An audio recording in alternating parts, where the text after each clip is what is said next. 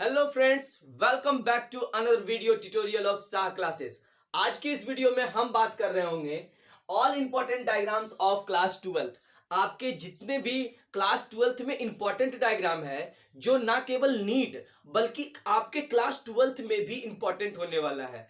ये important diagram आपके NEET के पेपर के एनालिसिस से और आपके 12th के पेपर के एनालिसिस से सभी डायग्राम को एक साथ बनाने का हम कोशिश कर रहे हैं। ये वीडियो कितना लंबा होने वाला है ये हमको नहीं पता है। अगर ये वीडियो लंबा हो जाता है तो हम 2 पार्ट में बना लेंगे और अगर लंबा नहीं होता है तो 1 पार्ट में सारा कवर करेंगे। अगर ये वीडियो अगर ये चैनल अभी तक आप सब्सक्राइब नहीं किया तो सब्सक्राइब जरूर कीजिए। चलिए एक एक करके सारे इंपॉर्टेंट डायग्राम को हम लोग अभी देखते हैं। पहला नंबर जो डायग्राम है वो माइक्रोस्पोरेंजियम का है। किसका है? माइक्रोस्पोरेंजियम। ये पेज नंबर 22 के फिगर नंबर 2.3 है जो कि sexual reproduction in flowering plant का डायग्राम है। फिर से समझिए, sexual reproduction in flowering plant का पेज नंबर 22 का फिगर नंबर 2.2 और इस फिगर का नाम है माइक्रोस्पोरेंजियम शोइंग क्या द लेयर, मतलब जितने भी माइक्रोस्पोरेंजियम में लेयर है उस लेयर के बारे में बात किया है। पहला नंबर, इस लेयर में सबसे आउटर कवरिंग जो होता है उस कवरिंग को कहते हैं एपिडर्मिस। क्या कहते हैं? देखिए, किसी भी चीज को याद करने के लिए उसको रिपीट कीजिए। जिस तरह आप सॉन्ग सुनते हैं और गुनगुनाते हैं तो ये कैसे याद हो जाता है, उसी तरह इसको भी क्या कीजिए ना कि जब हम बोले तो उसको आप रिपीट कीजिए और रिपीट करने से आपको याद हो जाएगा यहीं पे। नहीं तो क्या होगा, एक बार आप लेक्चर अटेंड कीजिएगा, एक बार आप ऑफलाइन क्लास कीजिएगा, एक बार घर में पढ़ाई करके रट करके कीजिएगा तो इसमें बहुत सारा टाइम लग जाएगा। तो एक स्मार्ट स्टडी कर करके एक बार रिपीट कर करके आप यहीं पे सबको याद कर सकते हैं। फिर से समझिए कि सर आउटर कवरिंग को एपिडर्मिस कहते हैं। फिर से क्या कि आउटर कवरिंग को एपिडर्मिस, इनर नीचे वाला उसके नीचे जो लेयर होता है उसको इंडोथेसियम कहते हैं। ठीक ना? आगे बात करते हैं। आगे जो है उसमें क्या होता है? Middle layer. क्या है? Middle layer. कौन सा लेयर है? Middle layer. सबसे पहले आता है एपिडर्मिस, इंडोथेसियम, मिडिल लेयर। उसके बाद आता है टेपेटम। टेपेटम को बॉक्स में कर दीजिए। क्यों सर बॉक्स में कर दीजिए? ये टेपेटम माइक्रोस्पोर मदर सेल को नरिशमेंट प्रोवाइड करता है। क्या करता है?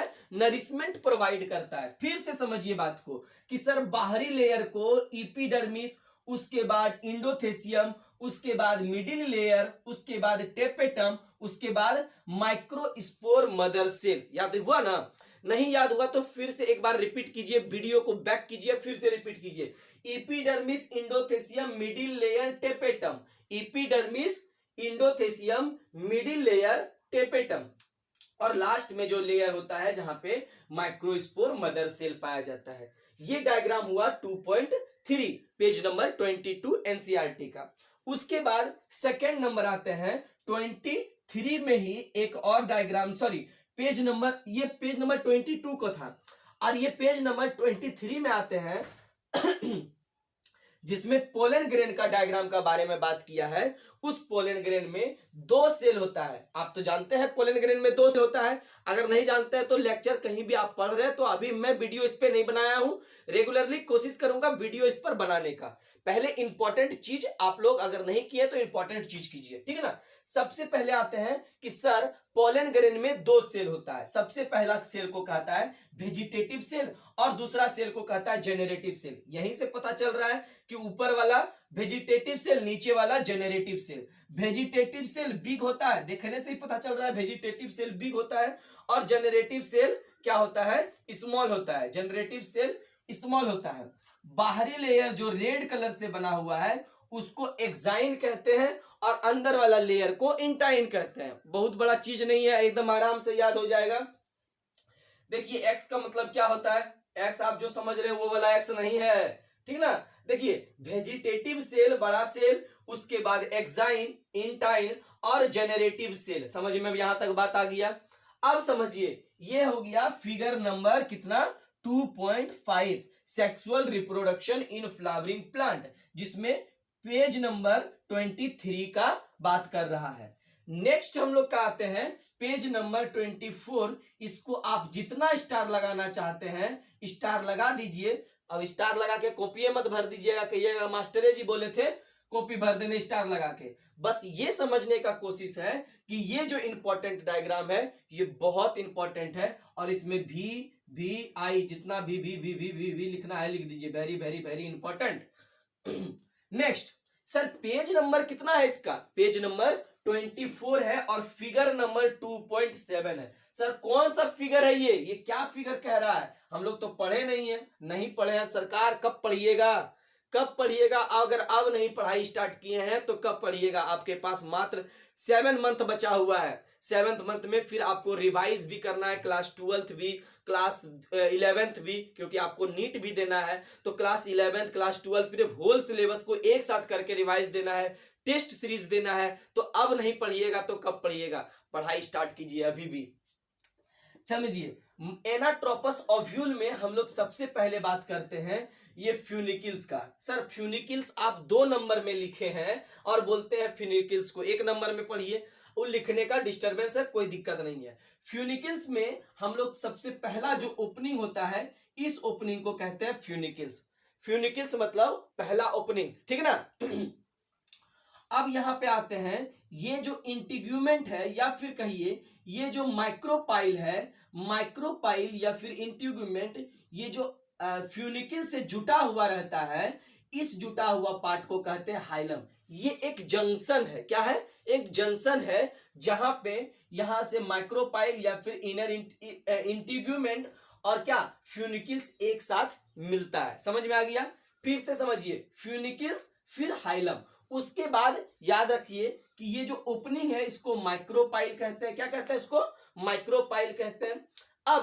अब यहां पे बात आता है माइक्रोपाइल के बाद एकदम से इजी है, बाहर वाला को आउटर इंटीग्यूमेंट और इनर वाला को इनर इंटीग्यूमेंट। बहुत बड़ा चीज था नहीं। अंदर वाला को इनर इंटीग्यूमेंट और बाहर वाला को आउटर इंटीग्यूमेंट। उसके बाद ये जो गोल स्ट्रक्चर है इसको न्यूसेलस कहते हैं। क्या कहते हैं?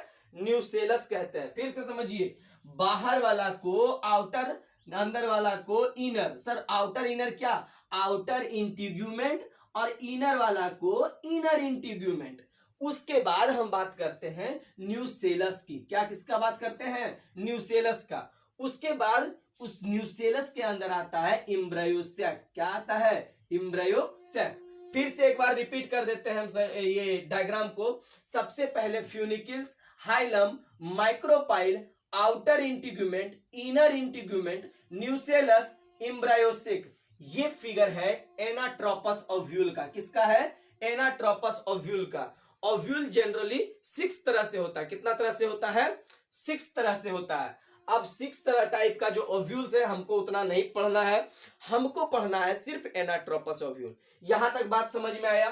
3 डायग्राम इस स्लाइड में हम लोग कवर किए हैं। आगे कितना बड़ा होगा ये तो देखने वाली बात है। और एक एक करके सारे डायग्राम को अपने एक पेज में, अपने एक पतला सा कॉपी, आपको पतली सी कॉपी में या फिर नोटबुक कह सकते हैं उसको, उसमें आप बना करके रख लीजिए और हर संडे को 10 मिनट पलटा करके देख लीजिए। आपको ईयर के एंड में, मतलब जब आपका सेशन कंप्लीट होगा, विदाउट पढ़े, विदाउट टेंशन लिए आपका सारा डायग्राम कवर कर दिया जाएगा। और आपको पता है कि बायोलॉजी स्टूडेंट का डायग्राम क्या होना चाहिए? स्ट्रांग होना चाहिए। ठीक है, बने रहिए अभी वीडियो में। अभी इसको मिटाते हैं, फिर से हम क्या करेंगे इसके आगे फिर बताएंगे कि कौन सा डायग्राम इंपॉर्टेंट है। चलिए, ठीक है।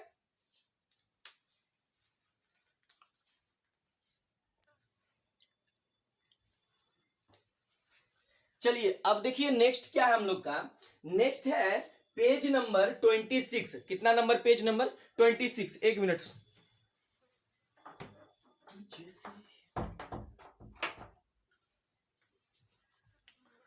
आते हैं पेज नंबर 26 के ऊपर। और 26 को हम लोग थोड़ा सा, एक सेकंड रुकिएगा, माइक ले लेते हैं।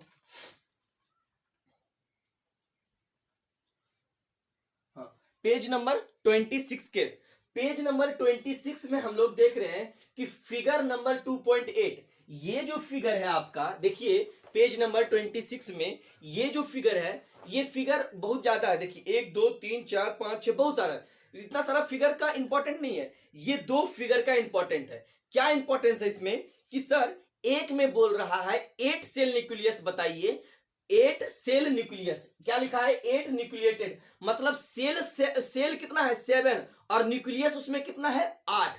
7 cell 8 nucleated stage of the embryo sac. यहां पे एम्ब्रायो सेक का बात करें तो इसमें कितना न्यूक्लियस है 8 न्यूक्लियस है, टोटल 8 न्यूक्लियस और कितना सेल 7 सेल, 7 सेल और 8 न्यूक्लियस, ठीक ना, न्यूक्लियस, ठीक है। तो 7 सेल और 8 न्यूक्लियस का जब हम लोग बात करेंगे तो इसको बनाएंगे, और अगर मैच्योर एम्ब्रायो सेक का अगर बात करेंगे तो हम लोग इसको बनाएंगे, क्या बनाएंगे मैच्योर एम्ब्रायो सेक, ठीक ना।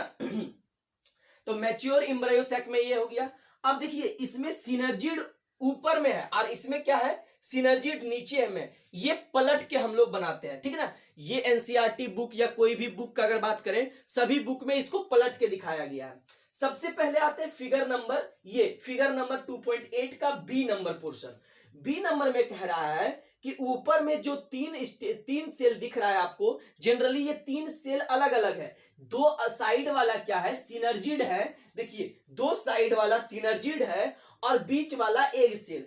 2 साइड वाला सिनर्जिड, एस से साइड और एस से सिनर्जिड। तो यहां से समझ में आ रहा है सर कि 2 साइड वाला जो सेल है वो सिनर्जिड है और बीच वाला में एक सेल।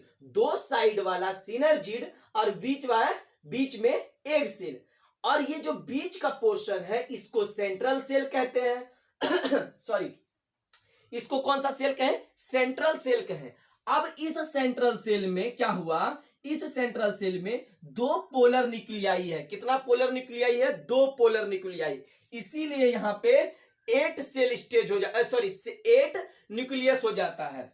सेंट्रल सेल के बाद सेंट्रल सेल के पास 2 न्यूक्लियस, कितना न्यूक्लियस 2 न्यूक्लियस। अब नीचे एंटीपोडल साइड में ये 3 एंटीपोडल है, जिसमें क्या है चलाजाल इंड कहते हैं इसको। कौन सा इंड कहते हैं चलाजाल इंड। अब इसको हम पलटे और पलट के लिख दिए सर ऊपर में चलाजाल इंड, नीचे लिख दिए एंटीपोडल, बीच में लिख दिए सेंट्रल सेल, इसको लिख दिए पोलर न्यूक्लियाई, बीच में लिख दिए एग सेल, साइड में लिख दिए सिनर्जिड। और ये सिनर्जिड में ही थोड़ा ऐसे ऐसे एक मतलब क्या कह सकते हैं, यहां पे एक फिलीफॉर्म एपैरेटस होता है। सर फिलीफॉर्म एपैरेटस का क्या काम है, आपको जनरली क्वेश्चन पूछ सकते हैं। यहां से जब पोलन अंदर आएगा, वो जो मेल जर्म सेल है 2 स्टेज बन करके, 2 अलग अलग सेल बन करके डिवाइड करके, तब क्या करेगा ये यहां से इसको गार्ड करेगा, क्या करेगा गार्ड करेगा, ठीक ना,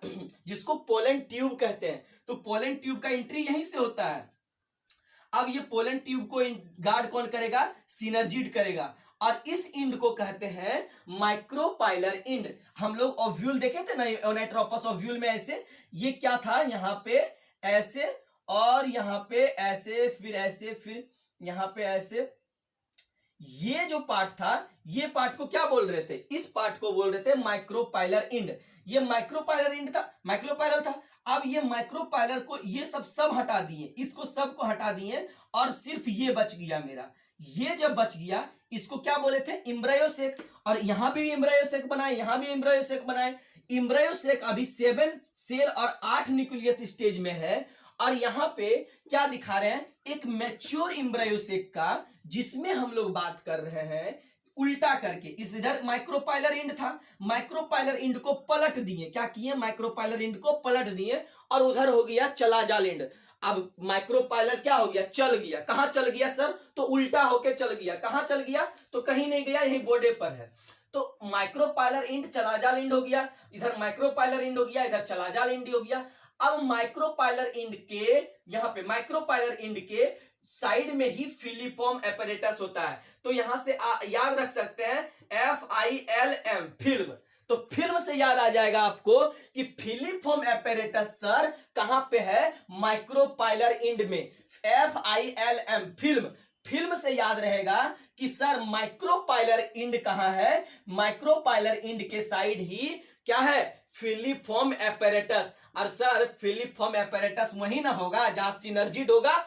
तो फिलिपॉर्म एपैरेटस के ही पास में सिनर्जिड है, और सिनर्जिड के ही साइट तो एग था सर। तो ऐसे ही तो याद हो गया, सबसे पहले फिल्म से याद हो गया क्या सर, कि फिल्म साइड में, फिल्म से याद हो गया filiform apparatus, micropylar end, synergid egg, और बीच में रहा पोलर न्यूक्लियाई, और बीच में रहा सेंट्रल सेल। सेंट्रल सेल के पास ही रहता है पोलर न्यूक्लियाई।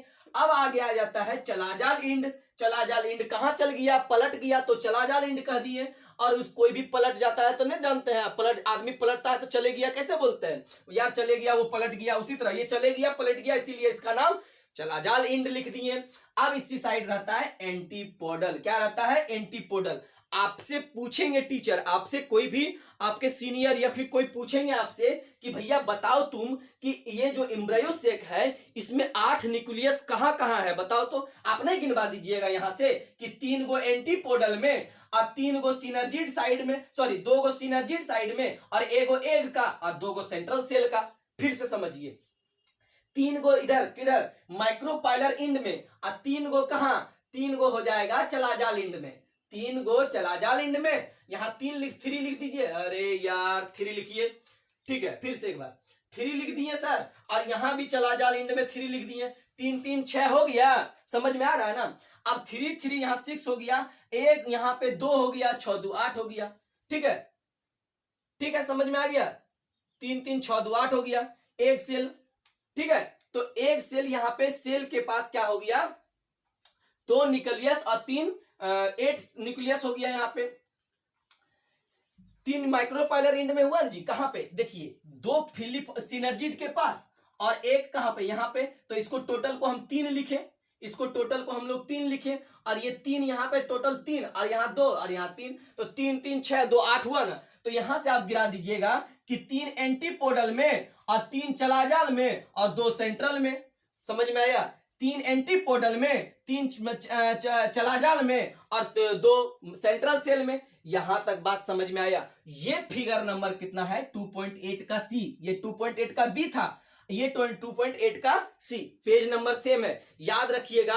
ये सब डायग्राम बार बार रिपीट किया गया है। अगर ये डायग्राम आप नहीं बना पा रहे हैं तो आप इसको क्या कीजिए ना, स्क्रीनशॉट लेकर के रख लीजिए और बाद में प्रैक्टिस कीजिएगा। लेकिन हाँ, एक पेपर आपका जरूर होना चाहिए, एक फ्लैश कार्ड जरूर होना चाहिए, एक पतली सी कॉपी जरूर होना चाहिए जिसमें पूरा 12th का इंपॉर्टेंट डायग्राम होना। क्या पूरा इंपॉर्टेंट डायग्राम अगर एक जगह मिल जाए तो हर संडे को 10 मिनट चाय पीते पीते आप एक बार देख लीजिएगा, तो आपको इंड सेशन तक, सेशन जब खत्म होने लगेगा तो आपको बिना लगेगा कि बिना मेहनत किए हुए हमको फ्री में प्रसाद मिल गया, ठीक है ना।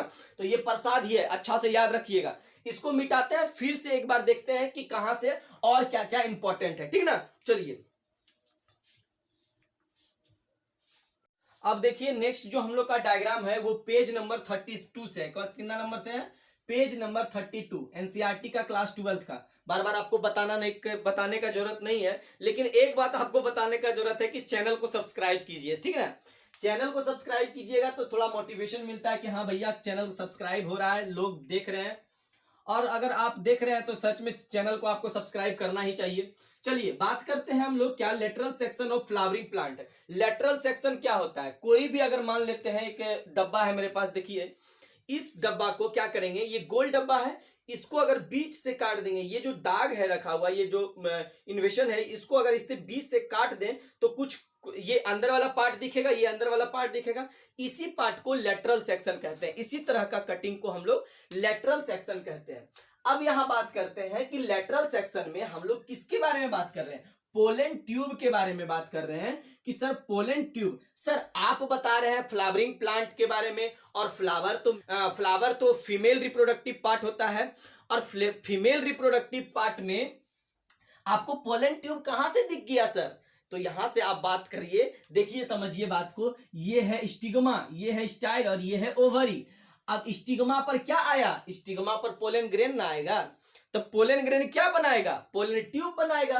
तो पोलन ग्रेन जब आया यहाँ पे, और इसी को यहाँ पे क्या हुआ, सभी पोलन ग्रेन ट्यूब नहीं बनाता है, जिसमें होता है दम वही जीतता है। चलिए तो यहाँ पोलन ग्रेन क्या किया, पोलन ट्यूब स्टार्ट कर दिया बनाना, और स्टार्ट कर दिया बनाना, तो इसीलिए इसको लिख दिए क्या, pollen tube.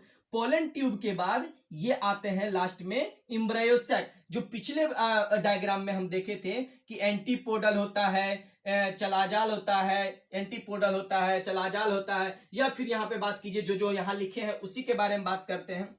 Antipodal, polar nuclei, synergid और एग सेल, ये सभी हम लोग बात कर चुके थे। जनरली हम लोग को इसमें देखना था कि पोलन ट्यूब के बारे में, ठीक ना।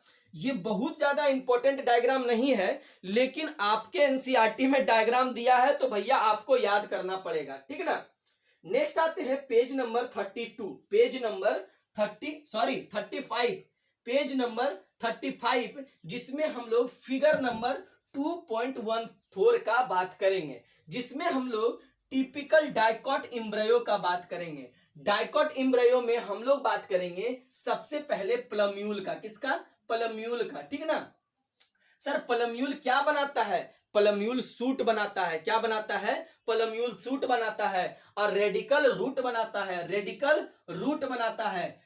ऊपर में प्लम्यूल, नीचे में रेडिकल, बीच में बात करते हैं ये साइड में कॉटिलिडन्स हो गया, इसको हाइपोकोटाइल कहते हैं। क्या कहते हैं? हाइपोकोटाइल। हाइपोपोटाइल मत कह दीजिएगा, हिप्पोपोटामस नहीं कह दीजिएगा।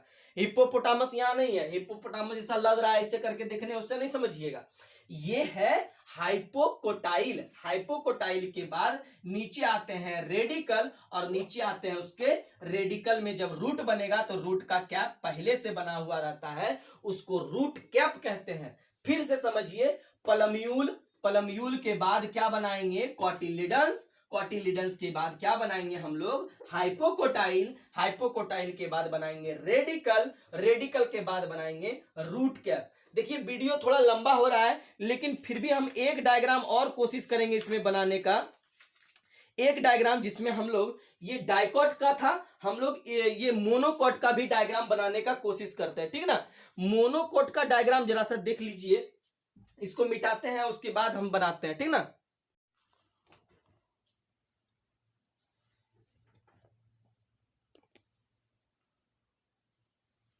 देखिए अब नेक्स्ट जो हम लोग का है, नेक्स्ट हम लोग का पहले क्या बताए थे? Typical embryo. किसका? एम्ब्रियो, डाइकॉट का। डाइकॉट का बाद बताते हैं मोनोकॉट। मोनोकॉट में आपका एनसीईआरटी ग्रास का एग्जांपल लिया है, तो हम लोग ग्रास के ही बारे में बात करेंगे, ठीक है। एक मिनट माइक लगा लेते हैं, फिर से माइक भूल गए हैं, समझिए थोड़ा सा, ठीक है। तो एम्ब्रियो से ग्रास के बारे में बात किया है हम लोग। एम्ब्रियो सेक नहीं है, एम्ब्रियो है, ठीक है ना। अब देखिए सबसे पहले एम्ब्रियो में हम लोग, ग्रास का जो एम्ब्रियो है, ग्रास क्या होता है? मोनोकॉट होता है। मोनो, MONO, COT, मोनोकॉट, ठीक ना। अब मोनोकॉट के बारे में बात कर रही है तो स्कुलेटेलम, सबसे पहले क्या आ जाता है? स्कुलेटेलम। क्या हो जाता है ये? स्कुलेटेलम।